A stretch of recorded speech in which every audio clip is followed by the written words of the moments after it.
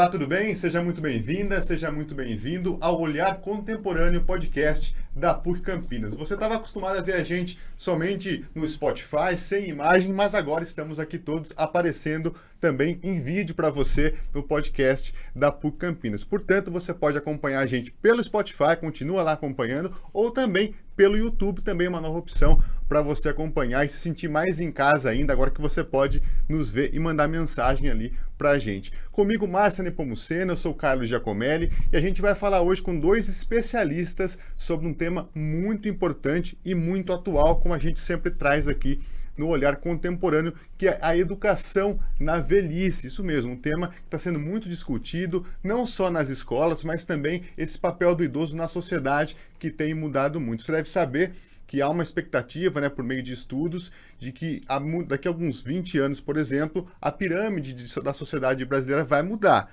Hoje nós temos mais jovens, mas isso está mudando.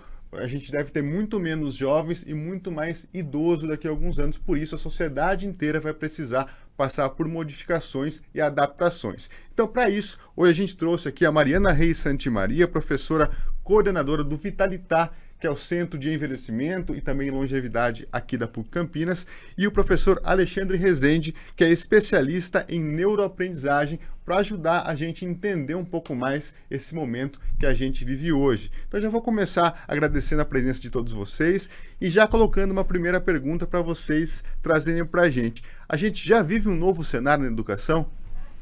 Eu queria agradecer o convite de estar com vocês aqui hoje para a gente conversar sobre esse tema que, como você disse, é muito relevante. Sim, já vivemos um novo cenário da educação. Acho que o reflexo desse novo cenário que nós conseguimos acompanhar agora é reflexo das mudanças sociais, das mudanças demográficas que nós estamos passando, e as pessoas estão mais interessadas, estão mais despertas para a possibilidade da aprendizagem ao longo de toda a vida.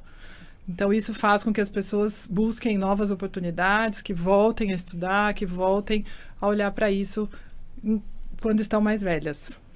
Eu concordo. Primeiramente, agradeço a oportunidade, de estar aqui. E isso é uma realidade mesmo, Toda a tecnologia que veio para mudar a vida de todo mundo, também as pessoas idosas estão inseridas dentro dessa tecnologia e há uma necessidade constante, de aprendizado contínuo. E, logicamente, temos um cérebro altamente plástico, que tem uma neuroplasticidade muito intensa. Antes a gente pensava que a neuroplasticidade era uma exclusividade de crianças, ou pessoas muito jovens. Hoje sabemos que é possível, sim, essa aprendizagem ser algo contínuo e realmente ter eficiência em aprender coisas novas. E isso que a gente espera que cada vez mais a gente possa trazer, logicamente, oportunidades para qualquer pessoa poder aprender de forma efetiva. Bom, eu queria começar perguntando para a Mariana e para a gente poder começar a debater o que é pessoa idosa. Nós estamos falando de idosos e as pessoas ficam na dúvida, será que é aos 40, aos 50, aos 70? Como é essa definição de pessoa idosa, professora? Mas acho que é importante a gente distinguir duas coisas. Primeiro, que o envelhecimento ele é um processo. Então, todos nós, depois do pico de maturação, depois que a gente chegou ali na fase final da juventude, nós estamos envelhecendo, independente da nossa idade. Então, os 20 e poucos anos, podemos dizer que nós já estamos nesse processo. Agora, pessoa idosa, aqui no Brasil, é aquela pessoa com mais de 60 anos. Nos países desenvolvidos, nós podemos considerar as pessoas com mais de 65 anos. Mas aqui no Brasil, o indivíduo com mais de 60 anos é considerado uma pessoa idosa. Professor Alexandre, do ponto de vista da idade, pelo menos a cronológica, nós estamos falando de pessoas aqui no Brasil de 60 anos ou até um pouco mais. O senhor garante que este aprendizado desta pessoa, o cérebro, é a mesma coisa do que a gente tem um jovem de 18 ou 20 anos? Quer dizer, o cérebro aprende da mesma forma quando envelhecemos ou não? Logicamente, quando somos crianças, a nossa capacidade de aprendizado ela é extremamente ampla, Então, conseguimos com diversos estímulos, trazer uma eficiência de aprendizagem. Então, às vezes a criança ela faz muita coisa e aprende com alta eficiência. À medida que vamos lá, crescendo, já na adolescência já existe a famosa um fenômeno importante que é a poda, um fenômeno de poda neural importante, onde nós vamos perdendo, o volume cerebral ele vai diminuindo gradativamente, tá? Isso é normal. E a grande diferença é que Uma pessoa adulta, e posso falar até uma pessoa idosa, ela vai aprender com eficiência desde que ela faça uma coisa de cada vez. Né? Isso é um ponto muito importante. Então eu vou pegar uma pessoa com seus 50 anos, ela vai querer aprender algo novo. Né? Então é importante que ela se dedique a esse algo novo para aprender sem outras interferências. Não, eu quero fazer 5 coisas ao mesmo tempo. Ela pode até tentar, mas a eficiência vai ser menor. Tá? Então o cérebro ele tem uma alta capacidade, logicamente uma potencialidade neuroplástica para novas formações de conexões. Isso já é bem provado, né, pela literatura científica. Contudo, você pega um idoso, ele precisa se dedicar a uma coisa de cada vez, né? Isso é algo que potencializa bastante a forma como aprendemos. Né? Mas isso no caso dos homens ou as mulheres também? As mulheres... Você sabe que tem um mito, né? Que a mulher faz várias coisas ao mesmo tempo. Exato, né? Então, os processos atencionais das mulheres é diferente, né, dos processos atencionais do homem. Mas, assim, a mudança de realidade também está mudando até os processos atencionais das mulheres, né? A famosa, a visão em leque, né? Ou atenção em leque que as mulheres têm, já tem trabalhos que, infelizmente, já estão mostrando que está sendo reduzido por causa de celulares, por exemplo, onde a visão em leque fica no celular. Então, os processos de atenção também começam a sofrer danos, né? E aí a gente entra num papo da questão de atenção, que já é prejudicada em praticamente todos, né? Todos eles estão sofrendo esse tipo de processo e lógico que se você pensa em aprendizagem, os processos atencionais são extremamente importantes, né? Professor, você tocou num tema do celular, né? A gente percebe hoje na juventude, principalmente na universidade, o uso o tempo todo do celular, dentro da sala de aula, fora da sala de aula, enfim, é um componente que passa a fazer parte da vida dos jovens, né?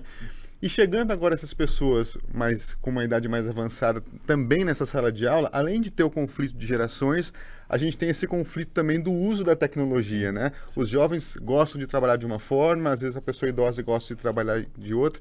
Então eu queria saber do senhor e também da professora Mariana, que trabalha diretamente com os idosos lá no Vitalitar, como é que é essa mescla, né? De saber lidar com os dois públicos.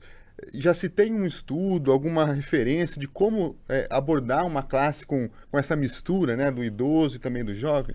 Os processos, vamos falar de ensino e aprendizagem, né, vamos falar dessa forma, lógico, cada pessoa recebe de um jeito, né, dependendo se ela é jovem ou se ela é adulta, se ela já é um idoso, né.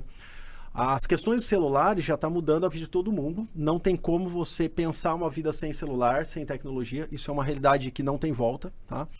A questão é como lidar com isso, né? Como vamos lidar com essa nova realidade. Eu tenho alunos, às vezes, que têm uma diferença de idade bastante ampla, alunos com 18, 19 anos e um aluno com 40 e poucos anos na mesma sala.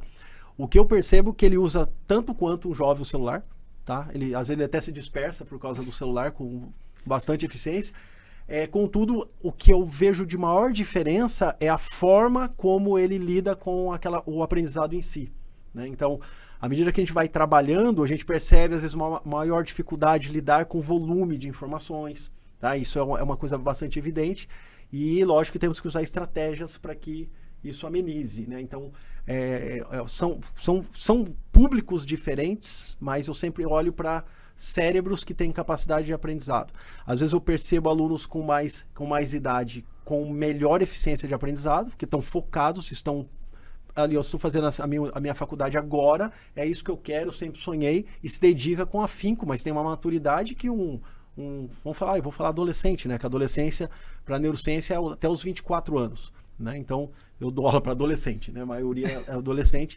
Então, eu percebo que, às vezes, o adolescente ainda não tem aquela maturidade, né, que a gente espera que um aluno tenha dentro de um rendimento em sala de aula. Então, você vê os dois lados, né? Uma pessoa mais madura lida diferente com situações. Às vezes, uma situação que ele sente uma pressão, ele lida diferente com uma pessoa adulta, né? Uma pessoa que está ali já tem a inteligência cristalizada, traduzindo experiência de vida, ela lida diferente, né, com cada situação. Né, sim, acho que o Alexandre traz um ponto importante, que é isso. Às vezes, a nossa tendência é fazer algumas generalizações, é lógico que existem os elementos em comum, mas acho que envolve muito característica de personalidade, característica de como essa pessoa aprendeu ao longo da vida, quais são as experiências que ela passou em relação ao aprendizado. A nossa experiência no Vitalitar, em relação à tecnologia, uso de tecnologia, é essa interação. As relações intergeracionais, elas são positivas nesse sentido. Então, às vezes a pessoa mais velha, ela não tem condição de entender algumas coisas assim de pronto, porque não são nativos digitais, mas a partir do momento que existe essa possibilidade de se ensinar a paciência, né, que eles dizem, às vezes eles falam, eu venho aqui buscar a paciência que às vezes eu não encontro na minha casa, das pessoas me ensinarem a usar o celular. Se a gente tem esse momento, isso flui e as pessoas passam a usar isso de uma maneira muito frequente. Agora, essa troca, ela é muito benéfica, né, para os dois, porque também, às vezes, os alunos se surpreendem. Então, eles imaginam que as pessoas idosas vão ter muita dificuldade. Alguns não têm, isso não é verdade. Então, acho que varia muito de pessoa para pessoa e é sempre importante, na medida do possível, a gente individualizar mesmo as situações, porque a gente tem aí muitas possibilidades. Professora Mariana, lá no Vitalitar tem um programa muito interessante que é exatamente quando você coloca os jovens da universidade aqui da PUC para ensinar esses idosos. Como é que tem sido essa experiência que a gente pode chamar aí de um ensaio do que a gente vai ter lá na frente? Márcia, acho que esse é um ponto importante do nosso programa. A gente aposta muito na intergeracionalidade. A universidade é um ambiente propício para isso, porque nós temos pessoas de todas as idades. A PUC é a primeira universidade da América do Sul que é amiga da pessoa idosa, né? Isso quer dizer que a gente está de portas abertas para receber pessoas de todas as idades. Essa convivência, ela tem muitos pontos positivos. Primeiro, porque a gente sabe que as relações intergeracionais, elas combatem o idadismo, ou seja, aqueles estereótipos, o preconceito que a gente tem em relação à idade, ele é diluído quando nós favorecemos relações intergeracionais. Claro que não é só isso que vai contribuir, mas é um dos fatores que ajuda as pessoas a serem menos idadistas. E eu acho que os ganhos são dos dois lados. Então, os nossos alunos se surpreendem com as relações de troca, de aprendizado. Os idosos também gostam muito da possibilidade desse contato, de ver, né, a forma como os jovens pensam, como eles lidam com as situações do dia a dia. Então, nós temos aí... todo mundo sai ganhando, a verdade é essa. E tem sido uma experiência muito positiva. Professores, nós temos, já embarcando nessa pergunta da Márcia, no ano passado teve um caso que repercutiu bastante no país de uma aluna de 40 anos que foi debochada pelos alunos porque era idosa, era velha e não se enquadrava naqueles padrões que eles estavam ali na classe. Vocês enxergam que nessa mistura que hoje a gente vê na sala de aulas, esses jovens que estão chegando hoje na universidade, eles já chegam mais desarmados, eles já estão mais adaptados a essa mistura de idade ou ainda há uma lacuna ali, um abismo para tentar deixar isso uma coisa mais leve? Né, Carlos? Exatamente, um preconceito. Carlos, eu vou te dizer que nessa experiência de quase 4 anos do Vitalitar, eu já vi muitas situações. Então, eu tenho alunos que sim estão receptivos, outros alunos que nem tanto. Mas o que eu costumo dizer é que, para nós, o envelhecimento populacional, ele é uma situação relativamente nova. Nós começamos a nos deparar com isso recentemente. Então, assim, agora a gente começou a pensar. E aí, às vezes, eu sempre digo que falta para aquela pessoa uma oportunidade de reflexão.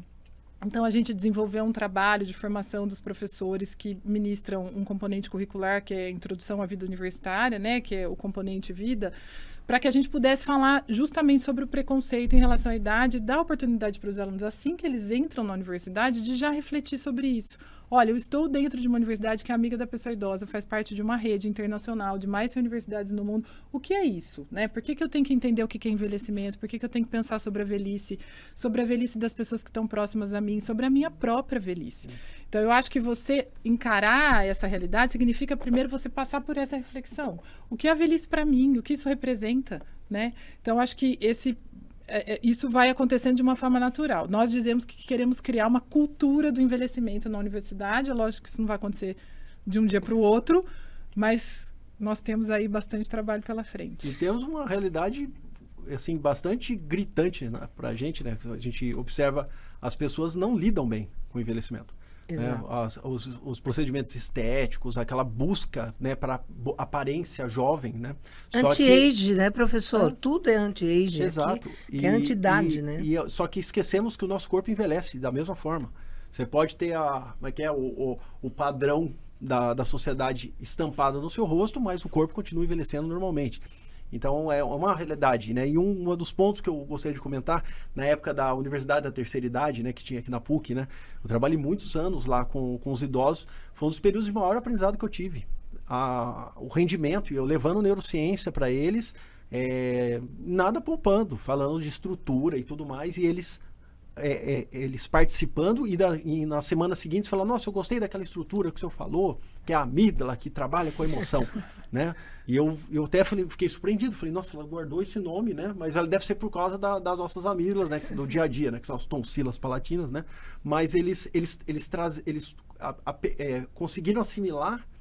E aí eu fico lembrando mais ainda no passado, quando eu trabalhei durante 7 anos no antigo supletivo, que foi lá que eu ministrei aulas para pessoas com mais idade, né? Eu tinha 20 e poucos anos e tinha pessoas de 60 anos, 65, 70 anos fazendo o antigo supletivo, onde ali você tinha que criar diversos métodos para poder essas pessoas aprenderem, elas aprendiam, né? Então isso é um ponto que eu acho que é muito válido, né? Dentro do contexto, né? E o que você fala dessa visão, só para complementar, para a gente não deixar isso passar, nós temos estudos que mostram que quanto pior a minha visão sobre a velhice e o processo de envelhecimento, eu vou envelhecer pior. Exato.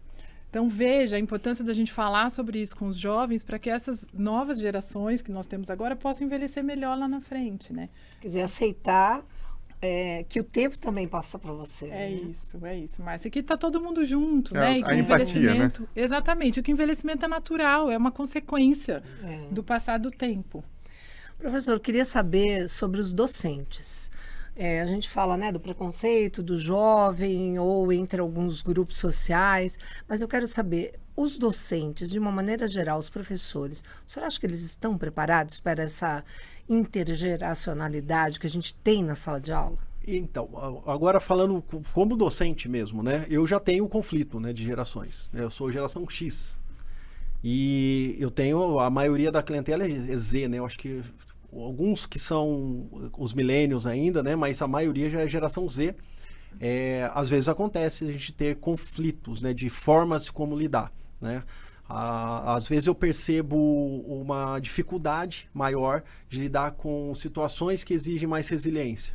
Isso é muito claro. Eu tenho um perfil que a dificuldade faz parte natural, tá? Mas agora a gente vai, com o tempo, eu sinto que eu tô conseguindo aceitar melhor essas formas para poder lidar melhor com isso.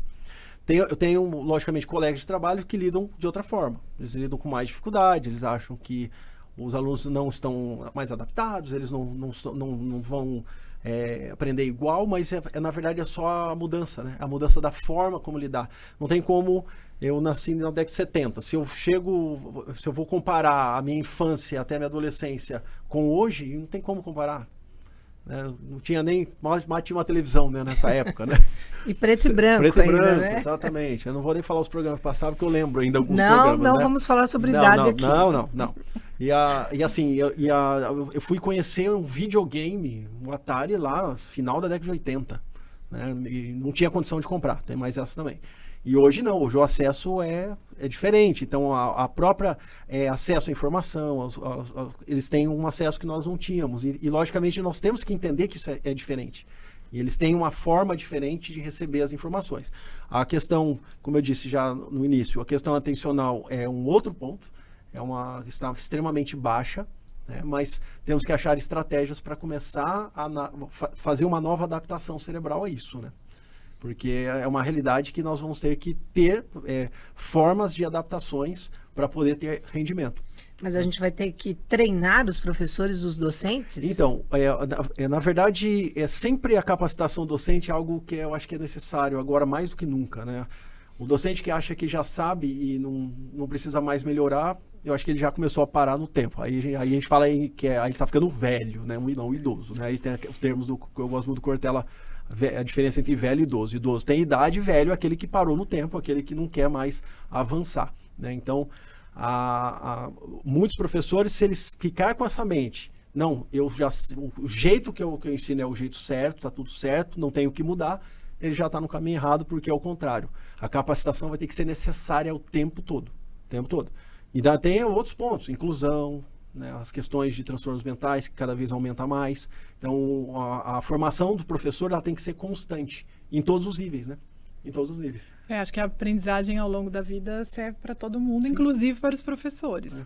Porque a velocidade de informações que nós temos hoje estão em todas as áreas. Você tem que estar em constante atualização, querer, de fato, né, cada vez mais ser o professor, porque eu acho que a gente compete com outras coisas hoje que são difíceis de competir, né? A atenção do celular, por exemplo. Exato.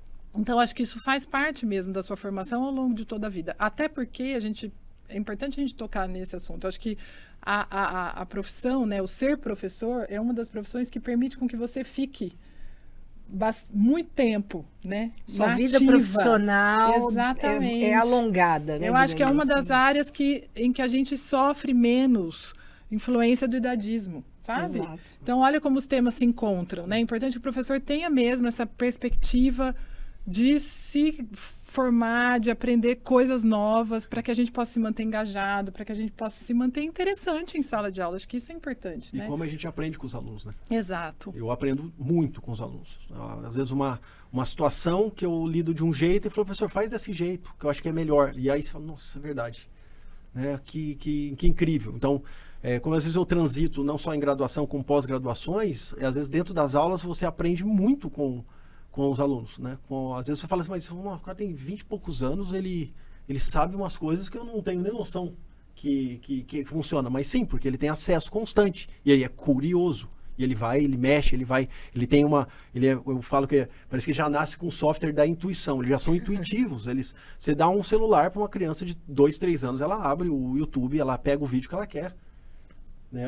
E assim... E aí uma coisa interessante que a gente fala assim, o idoso ele tem dificuldade com a tecnologia. Depende. Tem idoso que é bastante espertinho. Mas eu conheço, sei lá, adultos jovens que falam, não, eu não dou certo com tecnologia. Eles falam como se fosse uma pessoa que é incapaz. Mas é aquela questão, né? Acho que assusta o que você não Sim. sabe, né? Um pouco Exato. ali, não Uma é? resistência também. Mas tem mudado muito essa mentalidade do idoso, né? A gente vê antigamente você tinha aquela consciência de a pessoa tinha, sei lá, 70 anos, já não fazia mais nada, né? 50 anos, 50 anos. E hoje em Parabéns. dia, e em cima disso, antes da gente tocar nesse assunto, eu queria que a gente soltasse uma entrevista que a gente fez com a Márcia, que participa lá no Vitalitar, com a gente, com a Mariana, e para falar um pouco da experiência dela, desse retorno na faculdade e pós-graduação, depois de uma idade já avançada. Vamos dar uma olhada. Durante um tempo eu trabalhei com educação, eu fiz pedagogia e aí cansei. E direito sempre foi um sonho. Eu voltei para a faculdade aos 45 anos de idade. Me formei aos 50, que são 5 anos, e aos 52 fui fazer pós. Na verdade, me assustei um pouco voltar com essa idade para a faculdade, né? Até pela receptividade dos jovens. Porque a gente sabe que esse convívio é meio difícil, né? De pessoas mais velhas e tudo mais.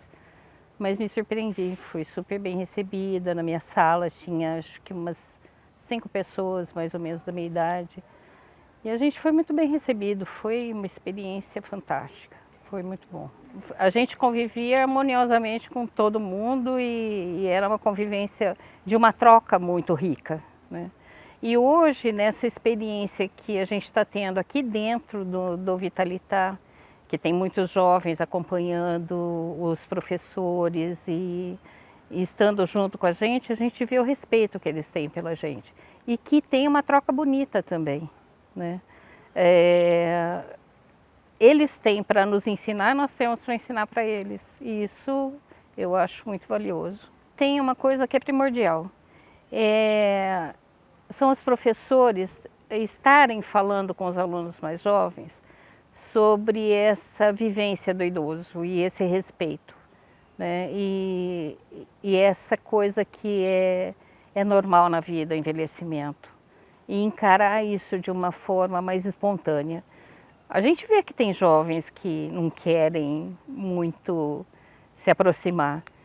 Mas, na verdade, o que eu vejo é o seguinte, os jovens estão numa universidade, a grande maioria hoje, para tirar um diploma, né? Para começar uma carreira e eles querem fazer aquilo o mais rápido que eles podem. A pessoa de mais idade, ela volta para um banco de universidade com uma outra visão, com uma outra responsabilidade, com uma outra vontade, né? que muitas vezes nem é de estar indo para uma outra, iniciando uma outra carreira, mas é de aprendizado, né, de outras áreas. Pode até ser que ela não atue, mas ela está ali para aprendizado. E eu acho que falta isso para os professores, terem conversas com os alunos mais jovens sobre essa inserção da pessoa mais idosa numa sala de aula e o que ele pode contribuir de experiência, de trazer coisas novas também. E a recíproca é verdadeira, né? Porque é uma delícia você fazer essa troca com mais jovens. Continuar evoluindo, continuar, ver como esses jovens estão pensando atualmente. E eu acho que essa troca é fundamental. É isso, né? É uma opinião forte e é importante a gente ver essa motivação, né? A gente estava conversando, né, Márcia, quando a gente estava montando a pauta, né? Por que será que essas pessoas voltam para a universidade? É uma mudança de carreira? É uma questão de me aposentei, mas eu não quero ficar parado, eu quero aprender? Então eu queria que vocês falassem um pouco disso também, no Vitalitar e também na universidade ali, os dois que dão aula também. Como é que é essa volta, né? A motivação deles, né, Márcia? Talvez também tenha aí um outro ingrediente para vocês falarem, que é a questão econômica, né, gente? Não vamos nos afastar da realidade do Brasil. Sim. Né? Quem que consegue viver decentemente com a aposentadoria? Sim. Então, também talvez seja uma nova carreira, uma nova profissão, para que a pessoa possa aumentar os seus ganhos, né? Acho que nós temos pontos importantes. Primeiro, que a nossa sociedade, ela tinha uma visão do acúmulo de conhecimento não como um capital, né, como um investimento. Então, eu vejo que hoje as pessoas estão mais despertas para isso, entendem a necessidade disso e conseguem ver de fato que não é ouvir às vezes para conseguir somente o diploma, mas é porque aquele conhecimento vai transformar a sua visão de mundo. E de um mundo que está mudando de forma muito rápida. E você precisa mesmo ter outros pontos de vista e precisa ter informação para isso, para que você possa realmente estar adaptado, né? Porque envelhecer é se adaptar, né, Márcia? Nós já falamos muito sobre isso. E eu acredito muito nessa palavra. Eu acho que o conhecimento, ele transforma mesmo, não só porque eu sou professora, mas porque o conhecimento, ele tem esse poder de adaptar as pessoas para viver nesse mundo de hoje, né? A gente precisa estar preparado para isso. E essa realidade do mercado de trabalho também é um ponto importante. Então, muitas pessoas idosas, apesar de aposentadas, precisam continuar trabalhando. Então, nós temos muitas realidades. Tem aquela pessoa que se aposenta e quer parar, como antigamente isso acontecia quase que para todo mundo, porque nem poderia se pensar em trabalhar e continuar trabalhando, isso era uma exceção mesmo, né? Mas o nosso curso de vida mudou. Então, existem as pessoas que querem parar, existem as pessoas que não querem parar, mas também não querem um trabalho formal, que tem que ir lá todo dia, né, no mesmo horário, no mesmo dia, querem fazer outra coisa, querem ter uma nova carreira. Então, aí entra os aspectos do empreendedorismo. E tem aquelas pessoas que precisam continuar trabalhando. Então, a gente não pode tirar isso e é uma oportunidade. Então, às vezes, você precisa aprender para você continuar trabalhando, para continuar inserido, por exemplo, no seu emprego que você já está e você precisa aprender uma nova habilidade. É verdade. Eu acho que essa é a grande questão. Cada um tem uma necessidade. Então, mas o que foi dito é extremamente importante. Eu entrei para fazer um novo curso, eu estou numa outra fase, é uma outra forma de lidar. O que eu vejo muito é imediatismo. O aluno entra já pensando no fim. Eu sempre gosto de falar, o melhor de tudo é a viagem, nunca a chegada. Porque a chegada acabou. Então, dentro da formação, existe todo o processo, a vivência, as curtições, as alegrias, tristezas, as vitórias, os fracassos, que vão moldar esse profissional. A pessoa que já tem mais idade, ela lida diferente com esses processos, e ela vive mais intensamente. Uma coisa que eu não consigo entender, até se alguém puder me ajudar aqui, por que enfiou na cabeça a juventude que a vida acaba aos 30 anos? Eu tô estressado com essa história já. Porque os alunos, eles acham que com 30 anos eles têm que estar casado com 2 filhos, casa própria, carro, cachorrinho, periquito e tudo pronto, já tem que estar pronto. E quando não chega, entra em depressão. Exatamente. Eu tive um aluno, um aluno do, não vou nem falar o curso, um aluno X, eu estava dando uma aula prática para essa turma, ele pergunta para mim, professor, você fez mestrado, doutorado? Eu falei, fiz mestrado, doutorado. Eu falei, nossa, que legal, queria tanto fazer, mas eu não tenho mais tempo. Eu falei, ele tá morrendo. Eu falei, tem, tá sei com lá. uma doença terminal, tá né? com uma Desculpa, doença. mas Eu é falei, até engraçado, né? Isso, Porque... aí eu falei para ele, mas você tá bem de saúde? Tudo bem? Não, tô ótimo. Eu falei, será que esse aluno que tá um moleque na minha frente, eu tô achando que ele tem uma certa idade, mas ele deve ter muito mais idade, deve ter uns 4 filhos, e ele tá achando que isso é um empecilho? Eu falei, você é casado? Ele falou, Deus me livre, professor, bate na madeira, Deus me livre. Eu falei, quantos anos você tem? Ele falou, você não vai acreditar. Eu falei, não é possível, só pode ser o Benjamin Button que tá na minha frente, não é possível. Eu falei, quantos anos você tem? Ele falou, eu já tenho 23 anos, mas ele falou com pesar. Eu respondi pra ele, você já tem plano funerário? Eu falei, 30 anos tá aí, já acaba. Aí eu, logicamente, conversei, falei, cara, você tá doido, né? Ô, Alexandre, mas você sabe, eu gosto muito de conversar com os alunos quando nós estamos fazendo sensibilização sobre o processo de envelhecimento para imaginarem a vida como uma estrada. E eu digo para eles, eu falo, a geração de vocês tem grande probabilidade de envelhecer. Então, como você se imagina daqui a 10, 20, 30, 40 anos, 50 anos, né, aos 80 anos, ou seja, a expectativa de vida do brasileiro hoje é muito próxima dos 80 anos. Quando essa geração envelhecer, pode ser que seja um pouco mais, acredito que a gente tenha ganhos. Então, assim, parar para pensar nisso faz com que eles olhem para essa variável tempo. Sim. Né? E a gente tem 2 tempos. Nós temos esse tempo cronológico que roda no relógio e o tempo que corre paralelo. Então, precisa entender que o único tempo que vale na nossa vida não é o tempo do relógio, porque, de fato, está tudo muito acelerado. Mas esse tempo paralelo da vida com prazer, da vida aproveitada, de você aproveitar os momentos, porque tem isso, eles querem finalizar logo o curso de graduação, e aí, quando sai da graduação, a gente escuta, mas que saudade, eu queria voltar, aí que era não bom. Curtiu, né? Exatamente. Ou vive no futuro ou vive no passado, nunca no presente. Nunca no presente, é isso mesmo. E às vezes profissionais ficam vivendo, começa a semana já pensando que termina a semana. Então começa a viver para final de semana. Então, ou seja, é uma perda perde o tempo de viver o momento presente, aproveitar cada momento para crescer. Né? E eu tô tendo uma experiência atualmente, eu voltei a fazer atividade física, graças a Deus, eu tava 3 anos sem Parabéns, fazer. professor! 3 anos. Eu estou fazendo não vamos falar sobre isso. Eu estou fazendo condicionamento físico, eu moro em Indaiatuba, então tem um grupo, né? É um programa da prefeitura e eu convivo com pessoas de 20 e poucos anos até pessoas de 85 anos. E tem idosos lá que eu não consigo nem acompanhar, de tamanha é o preparo físico deles. Ela tem senhores lá com 78, 79 anos que você não pega na corrida. Eles correm muito, eles têm um preparo físico e que é muito melhor que muito jovem. Isso é um ponto que a gente tem que destacar, né? Eu queria colocar 2 coisas aqui. Uma que eu aprendi com a professora Samila Battistoni, né, que a Mariana me apresentou e que a gente, né, tem conversado sobre envelhecimento e longevidade.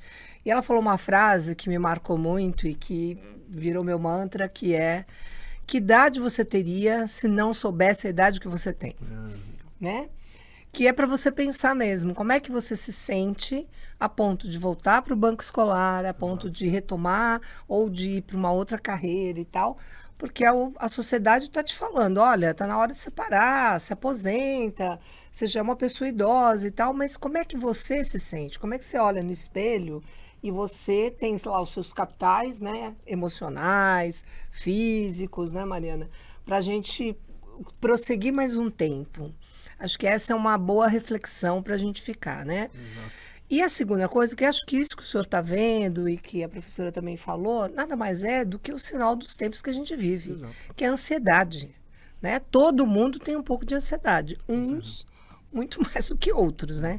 Você não vê isso? Quer dizer, há uma ansiedade generalizada, seja pela mídia, né? Pelas relações que a gente constrói. E como é que a gente para isso e começa a pensar na velhice de uma forma com o tempo? Pois é, Márcia. Primeiro, em relação à idade, uma das coisas que a gente aprende na gerontologia, né, é encarar a idade como uma variável vazia que explica muita coisa, pouca coisa. né? A idade quer dizer muito pouca coisa para nós. Então, assim, é lógico que a gente tem que considerar a idade é fator de risco para várias coisas, mas a gente tem pessoas com perfis diferentes com idades iguais. Então, acho que esse é um ponto. Então, quando você está falando dos idosos, de quem você está falando? A velhice é uma fase muito heterogênea. Então, não adianta você falar, eu conheço uma pessoa de 90 anos. Você imagina uma coisa, mas aquela pessoa de 90 anos, ela pode ser completamente diferente do que você imaginou. Então, acho que essa perspectiva da idade realmente é algo que tende a mudar cada vez mais, né? Uma idade subjetiva de como a gente se percebe. Em relação ao tempo, como a gente fazer para parar para pensar sobre envelhecimento, de novo eu queria apostar na convivência com pessoas mais velhas. Porque eu acho que quando você vê o envelhecimento do outro, porque o velho sempre é o outro, né? Já diria a Simone de Beauvoir. Então, você sempre coloca no outro, mas você conviver com pessoas que estão envelhecendo te permite parar em algum momento e ter que olhar e falar, poxa, acho que isso em algum momento vai acontecer comigo, né? O que eu posso fazer? Então, você pelo menos passa a ter uma visão mais real do processo de envelhecimento, sabe? Sem tantas romantizações. A gente muitas vezes quer criar metáforas para disfarçar a velhice, para disfarçar o envelhecimento, porque a gente realmente não gosta desse tema, né? E ele está muito mais associado a estereótipos negativos do que positivos. E a gente precisa falar sobre as diversas possibilidades. Então, acho que é isso. A convivência vai facilitar muito. Eu acho que nos momentos de doença, a doença também traz para nós, sabe? Essa ideia da limitação, às vezes, traz essa ideia da finitude. Então, também é um momento que muitas pessoas param para repensar a vida, né? E aí pensar se elas ainda não são pessoas mais velhas, elas vão parar para pensar na vida. E você ter a oportunidade mesmo de parar e refletir sobre a sua própria vida. O que você está fazendo, onde você quer chegar, quais são suas metas. E por isso que eu gosto muito dessa ideia de você olhar para uma estrada. É você se imaginar, não no sentido de você querer viver no futuro, não é isso, mas é você um exercício de ir e voltar, e você poder voltar para cá e falar assim, olha, se lá na frente eu quero estar dessa forma, né? O que depende de mim? Tem coisas que não dependem da gente no processo de envelhecimento. Isso a gente não vai conseguir controlar, né? Mas o que depende de nós, acho que é o momento de reavaliar a rota, mudar os destinos, pegar uma outra mochila e seguir num outro caminho. Exato. Em relação ao cérebro, isso depende da gente ou também não depende da gente, professor? Então, em relação ao cérebro, você pode fazer muita coisa para estimulá-lo, para melhorar a qualidade de envelhecimento, né? Então, atividade intelectual, leitura, fazer exercícios para que você possa melhorar a memória. Tem muita coisa que dá para ser feita. A própria atividade física, né, que eu acabei de mencionar, a atividade física é provado, ela estimula a produção de fatores neuroprotetores, neuroplásticos, né, cerebrais, que elas diminuem o declínio do envelhecimento. Tá? Isso é provado, isso não é nada de especulação. Então, a boa alimentação, né, logicamente, o cuidado, né, com a alimentação, com a própria atividade física, a qualidade de vida para melhorar o estresse, né? A própria meditação, tem um monte de coisas que a gente pode utilizar para melhorar o cérebro e a famosa frase, né? Mente sã, corpo são. Né? E aprendizado ao longo da vida? Se é mantido? Sim. Sim, ele é mantido. Tá? Quer dizer, você não precisa necessariamente achar que não dá mais tempo de aprender alguma coisa. Não existe. Isso aí é um grande mito que já caiu faz muito tempo. Eu acho que há mais de 30, no mínimo, né? Quando vem os trabalhos, né, de neuroplasticidade e mostram que a neuroplasticidade ela ocorre a vida toda, né? Tirando os casos de demência, né? Casos de que aí está tendo declínio por doença, aí tudo bem, a gente sabe que aí é diferente. Né? Eu estou passando uma experiência com a minha própria mãe, ela está com 90 anos agora, e ela está tendo uma perda gradativa de memória. Né?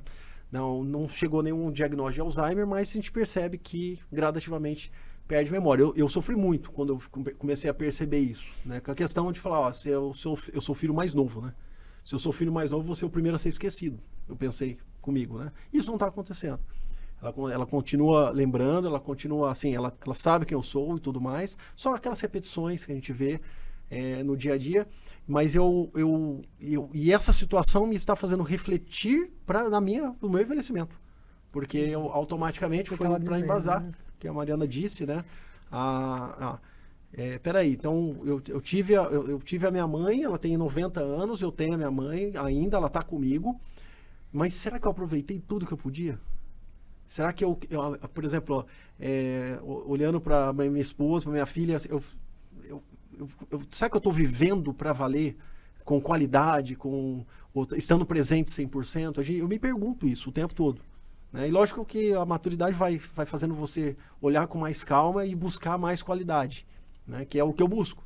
Né? Então, eu tenho consciência que se eu não fizer atividade física, vai ser uma coisa meio óbvia que vai dar problema. A alimentação é outra, né? Então, os hábitos, eles contam muito, né, para dentro do processo de envelhecimento. Então, isso é um ponto importante.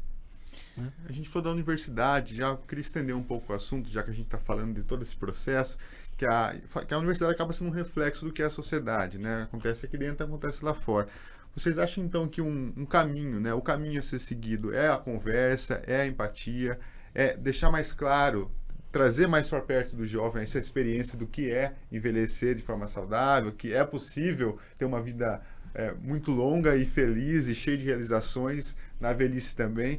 Vocês acreditam que a conversa mais a fundo, para quebrar esse tabu, para derrubar essas barreiras, é o caminho para melhorar essa visão que se tem, ainda preconceituosa, do idoso? Carlos, eu acredito em muitos caminhos. Eu acredito que sim, a gente precisa desses momentos de reflexão, precisa parar para pensar, precisa de informação, e informação que seja informação científica, informação que de fato vá fazer diferença, porque a gente não pode também descartar isso. Como o envelhecimento agora é um tema que está na boca das pessoas, né, a gente tem visto ser veiculado também muita informação que não é informação verdadeira. E isso às vezes acaba assustando as pessoas, faz um papel contrário, né, do que deveria ser o papel da informação. Então, acho que isso é importante. E nós já temos muitas experiências, principalmente em países desenvolvidos que já envelheceram, dessas experiências de convivência intergeracional. Então, com pessoas jovens, idosos, com crianças. Para que, de fato, por quê?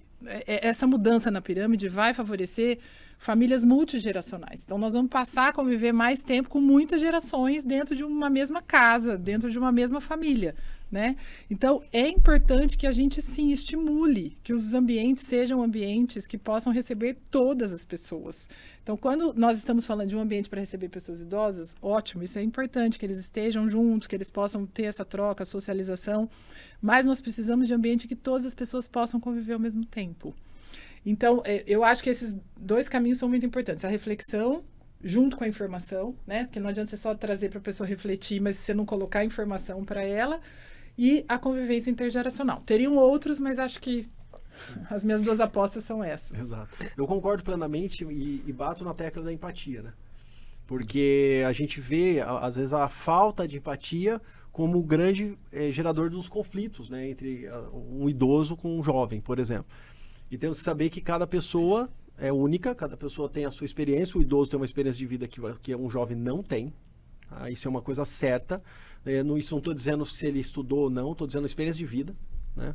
E isso é algo que eu sempre eu sempre valorizei muito isso dentro das pessoas idosas. Né? Eu adoro conversar com pessoas idosas pela experiência que eles vão passando. Ele passou por muita coisa que a gente nem sonha que passar ainda, mas já passaram. E a empatia, não nessa história, eu vou me colocar no lugar dele para sentir o que ele está sentindo. Isso aí isso é uma frase de mercado que nós sabemos que não é isso. Eu não consigo sentir exatamente o que o outro sente. Eu teria que conectar minhas conexões nervosas lá para eles poder sentir. Mas eu posso estar ali e aceitar aquela condição, como que ele está vivendo, e ser mais, vamos falar, mais manso nesse momento. Respeito, né, professor? Respeito. Eu vejo tanta gente se respeitar o idoso, se irritar com o idoso. Porque a frase que eu acho lindo do Teatro Mágico, daquela música que ele fala, idoso é uma criança que tem mais idade. Né? A criança que tem mais idade. Então, que é isso que acontece com a gente. Nós somos bebês, crianças, a gente cresce, fica adulto, e quando a gente envelhece, né, a gente parece que volta a ser criança muitas vezes. E aí você percebe a falta de paciência, né? Às vezes o filho irritado, cada vez mais irritado com o pai, com a mãe que está envelhecendo, né? Isso é um ponto importante, né, para a gente refletir, né? Mas a gente tem a situação contrária também, né? Vamos falar o que é verdade? Tem muito idoso que não tem paciência com o jovem. Ah, sim. É verdade. Ou não é? Tem. Não é? Tem, porque é isso que o Alexandre trouxe, o conflito de gerações. E aí, É conflito de pessoas, né, Márcia?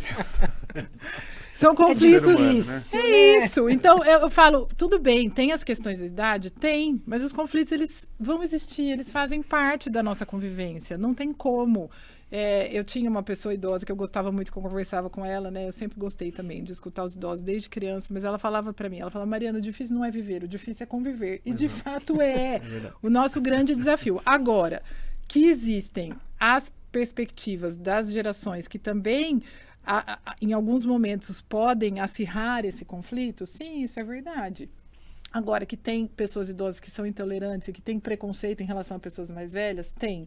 E aqui é importante da gente frisar isso. O idadismo, ele não é só o preconceito em relação a pessoas idosas. Ele é o preconceito em relação à idade. Pessoas jovens também podem ser vítimas de idadismo. Crianças também podem ser vítimas de idadismo, né?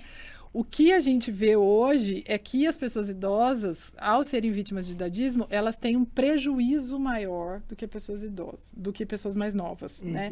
Então, isso que o Alexandre fala da resiliência emocional, sim, o envelhecimento ele é um processo de perdas e ganhos. A gente tem perdas do ponto de vista biológico, mas a gente tende a ganhar em resiliência emocional. Então, isso as pesquisas mostram para nós. Agora, nós temos diversas situações. Tem pessoas mais velhas que realmente são intolerantes, né? Então, temos que considerar essas possibilidades. Não dá para generalizar, né? Não dá para generalizar. Eu falar para meus alunos. Ser humano com C.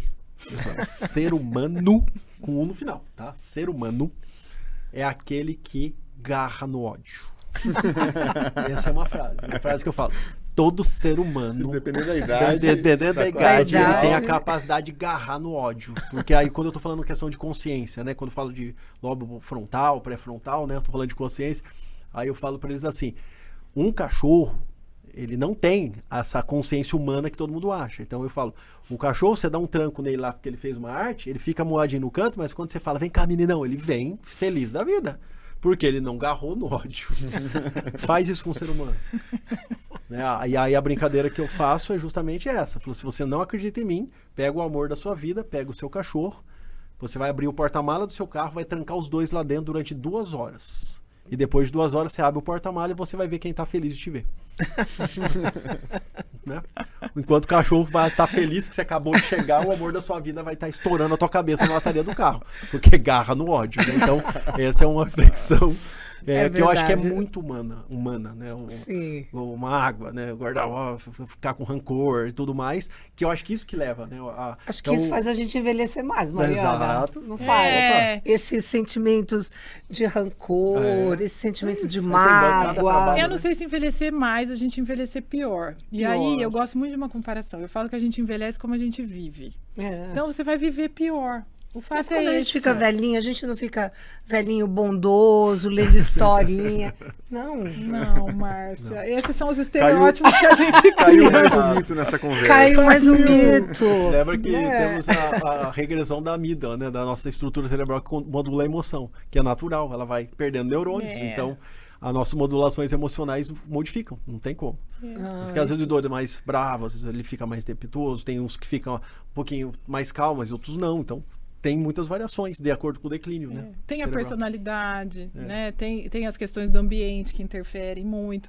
Então é isso, não dá pra gente generalizar, e eu gosto muito dessa conversa, porque eu falo, a gente vai aprendendo a repensar as nossas generalizações.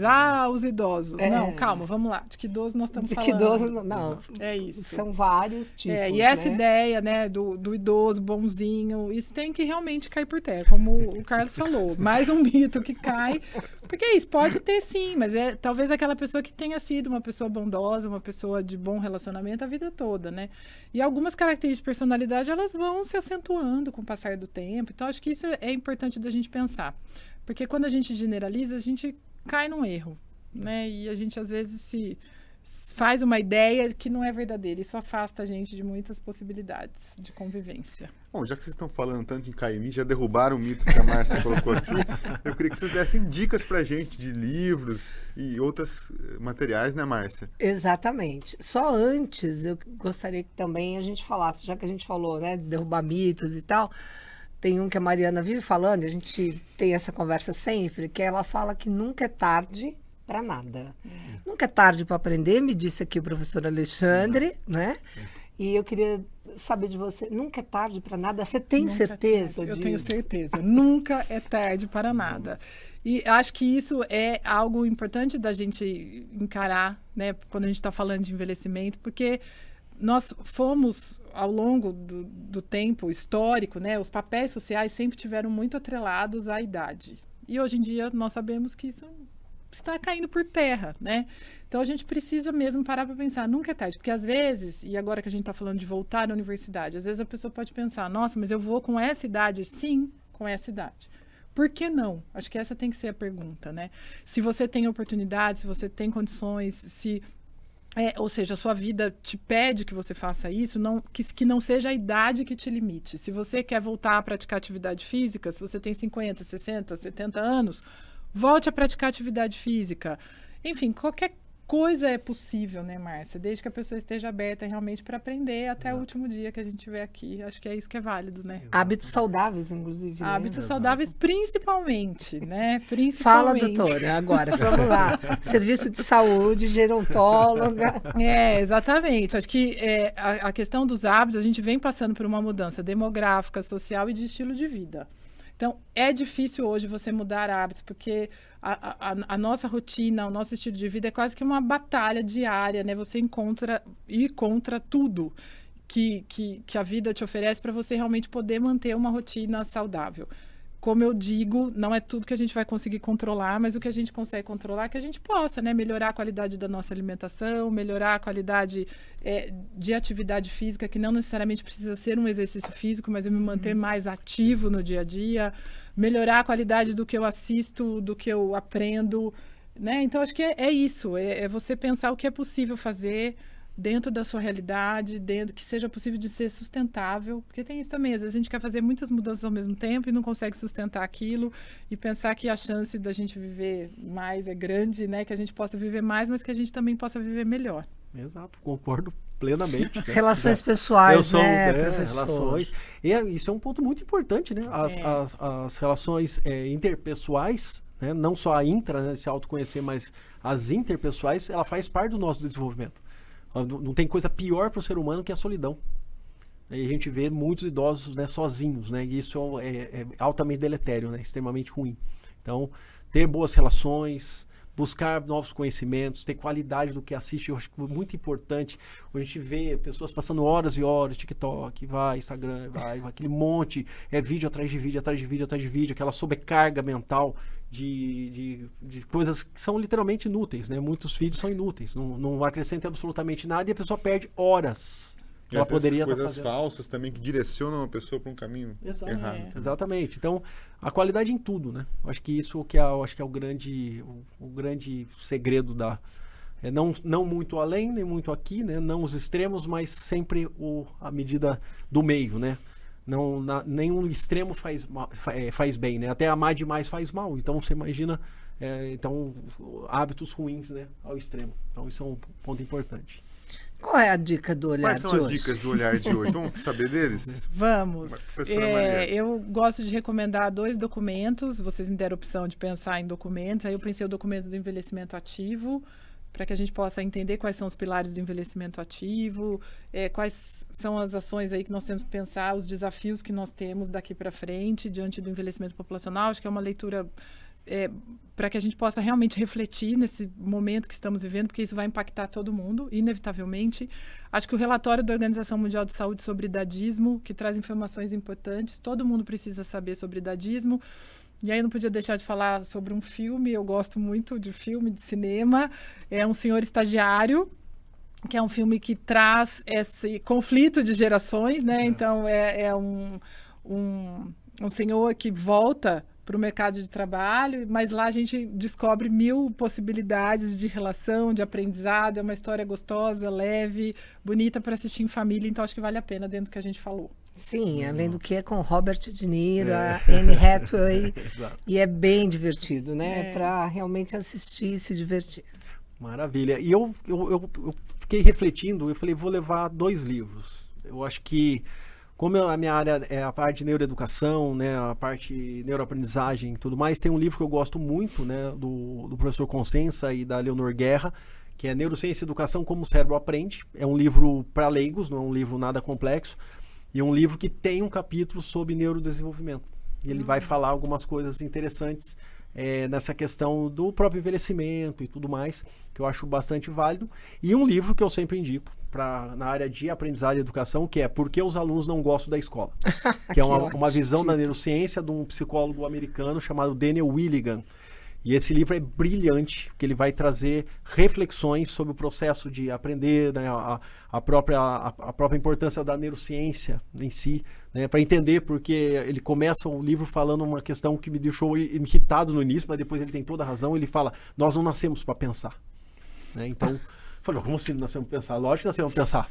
Né? Só que aí ele vai falando, não, o nosso cérebro quer facilidades. Então ele vai explicando a questão da zona de conforto. Por que o nosso cérebro reclama da saída da zona de conforto? A gente quer sempre a facilidade e sempre crescemos no momento que saímos da zona de conforto. Então, um livro que ele agrega muito, né, dentro dessas questões que envolvam a neuroaprendizagem. Ótima dica. Vai estar lá na minha listinha. Próxima leitura. Boa. Bom, queria agradecer demais a Márcia, que está aqui com a gente, a professora Mariana, o professor Alexandre, pelos ensinamentos que vocês trouxeram para a gente e para quem está nos acompanhando. Se você não conseguiu anotar tudo correndo ali, na descrição do vídeo aqui vai estar todas as dicas. Anota no caderninho, já busca, já vai atrás, que vale muito a pena acompanhar. E o papo foi muito bom, a gente precisa marcar mais papos sobre envelhecimento, foi muito legal. A gente agradece demais a presença de vocês. Se você quer escrever para a gente, trocar ideia, saber mais sobre o tema ou sugerir outras pautas, pode mandar um e-mail para a gente pelo podcast.puc@puc-campinas.edu.br. A gente fica por aqui no podcast Olhar Contemporâneo. Esperamos você no próximo capítulo, na próxima edição.